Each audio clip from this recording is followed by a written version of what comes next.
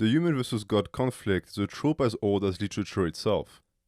The idea that a mere mortal could rebel against its creator is a powerful one, because it speaks to the very nature of our existence, that of an apex species that has long since established dominion over the earth, and yet remains under the yoke of an overwhelming force it has no hope to surpass or comprehend.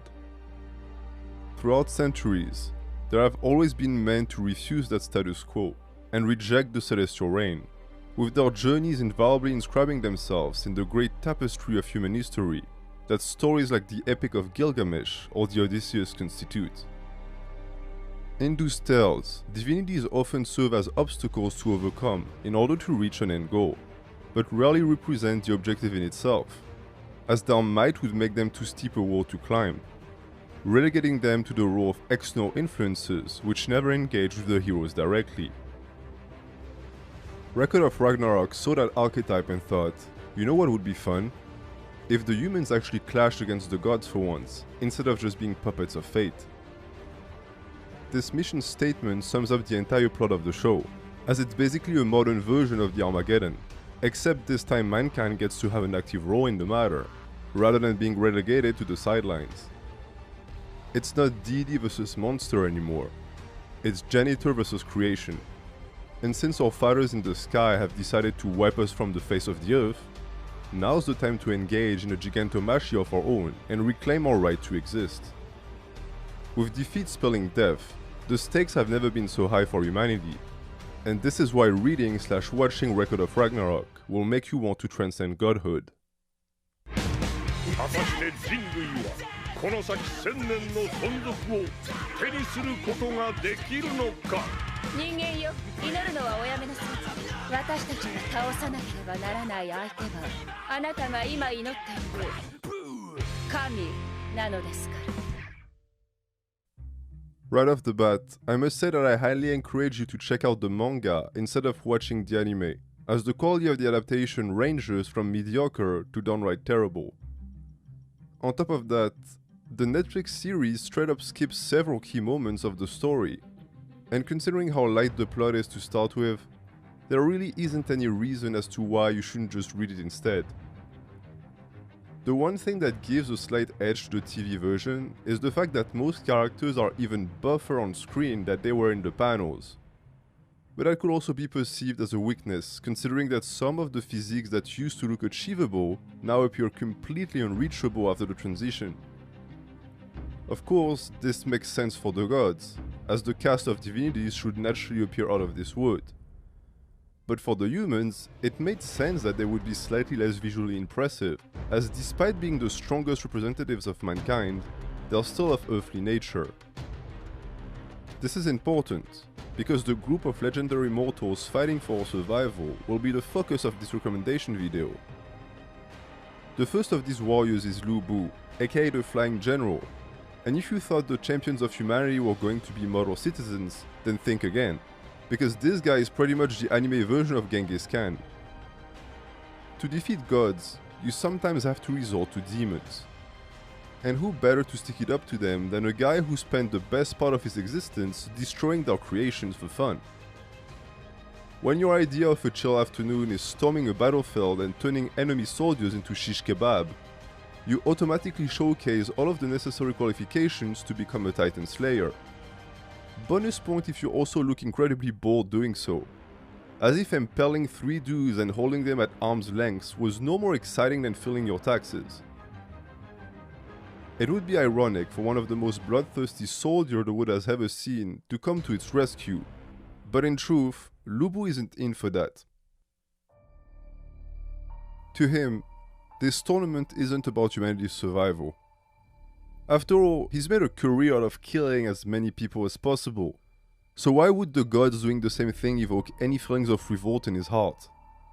No, to a warrior of his ilk, Ragnarok means one thing and one thing only: the opportunity to clash against entities so supreme that their very whims can dictate the fate of the world.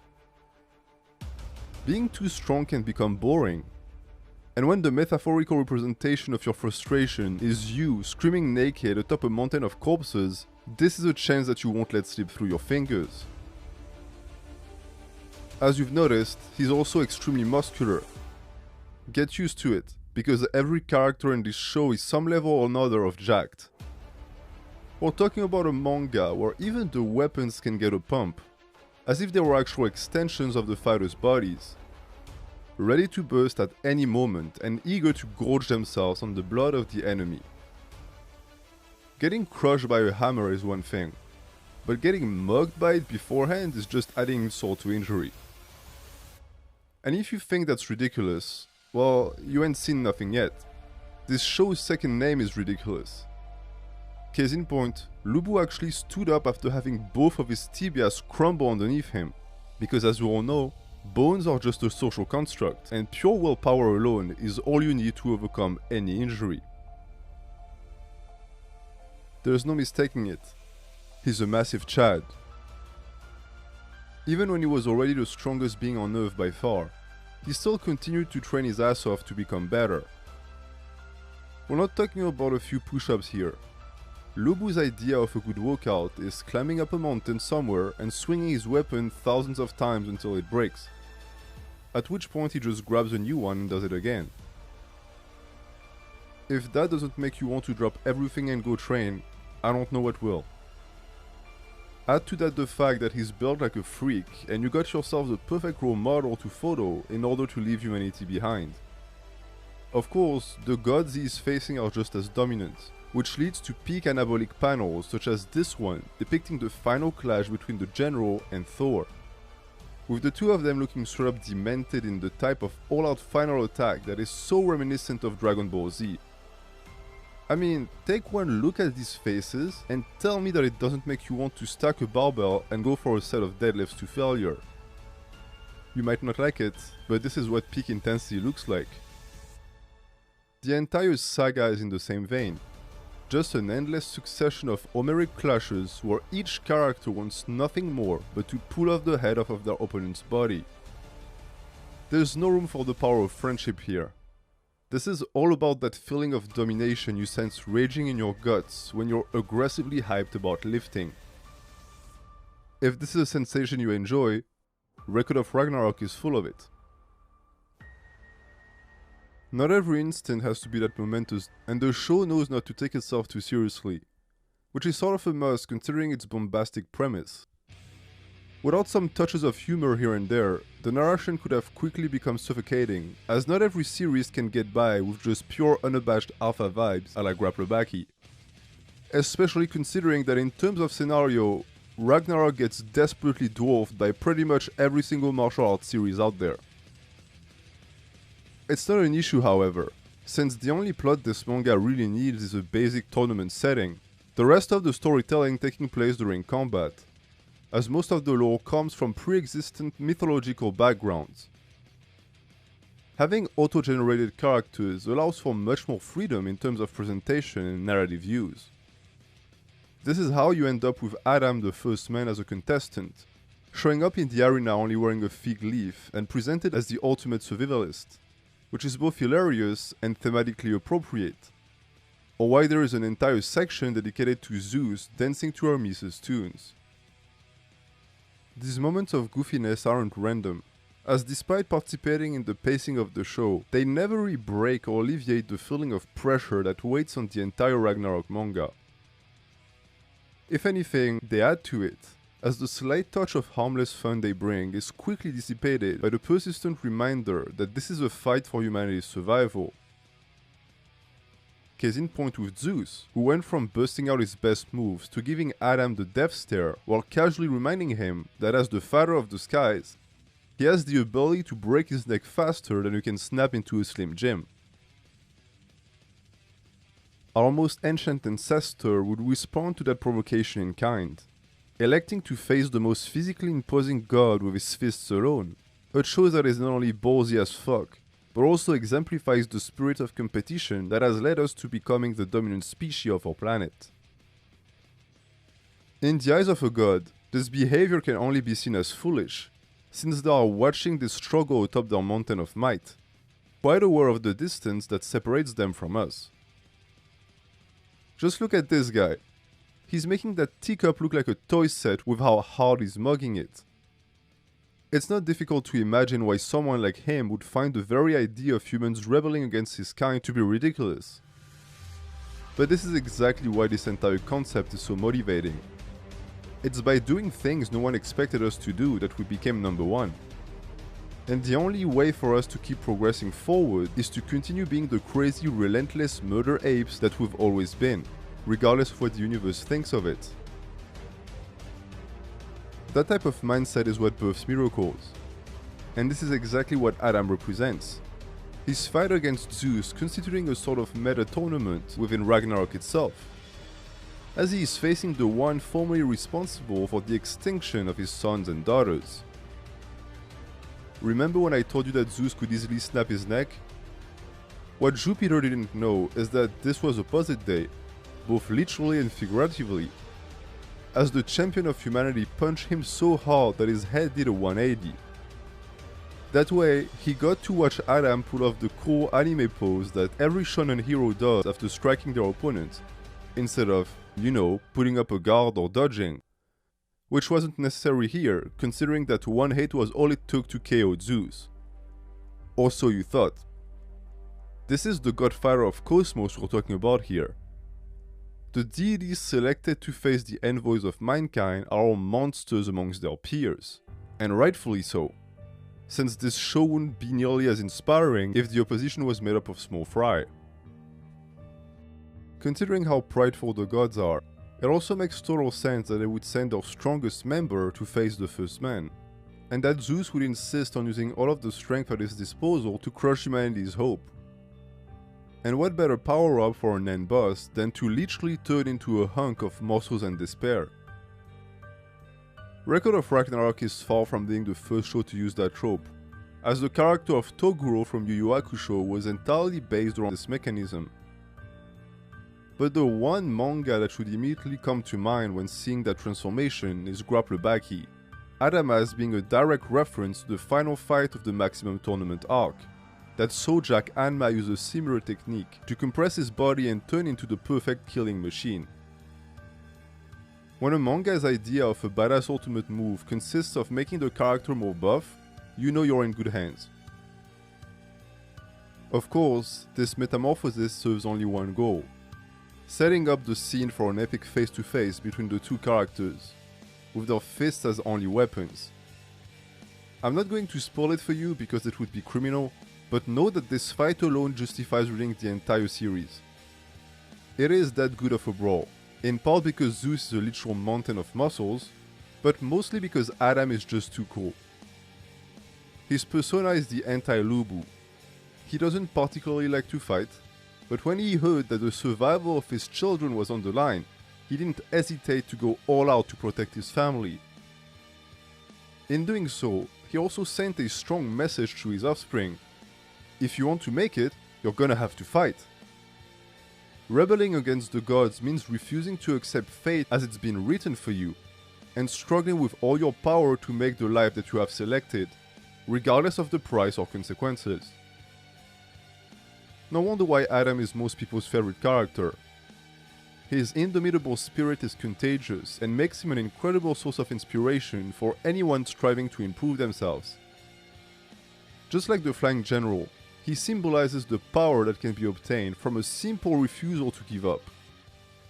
Regardless of the situation, a one-track mind settled on always getting back up will stay a faithful ally to those willing to mobilize their spirits and get shit done. And if we're talking about persistence, then there's one man we must mention.